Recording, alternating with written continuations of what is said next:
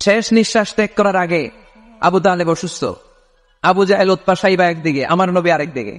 আমার প্রিয় নবী বললেন, চাচা আজীবন আপনি ছাতার মতো আমাকে আশ্রয় দিয়েছেন, আজীবন আপনি বাবার মতো কোলে পিঠে করে মানুষ করেছেন, একবার শুধু আমার কানে কানে বলেন লা ইলাহা ইল্লাল্লাহ মুহাম্মাদুর, বাকিটা আমি আল্লাহর সাথে বুঝে নেব। কিন্তু আবু জাহেল পাশে আসে না নাই।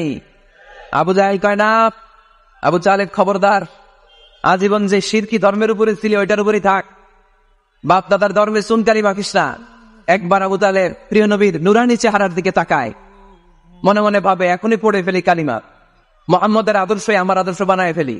আবার যখন আবু জাহেল উতবা সাইবার দিকে তাকায়, মনে মনে ভাবে না, আগের ধর্ম ছাড়তে চাই না। এই দোটানা অবস্থা থেকে শেষ নিঃশ্বাস ত্যাগ করার আগে আবু তালেব এটা বলে মারা গিয়েছে, আলা মিল্লাতি আব্দুল মুত্তালিব, আমি আব্দুল মুত্তালিবের শিরকি ধর্মের উপর থেকে শেষ নিঃশ্বাস ত্যাগ করলাম।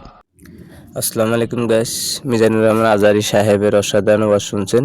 এই ধরনের ওয়াজ সবসময় পেতে চ্যানেলটিকে সাবস্ক্রাইব করে পাশে থাকুন।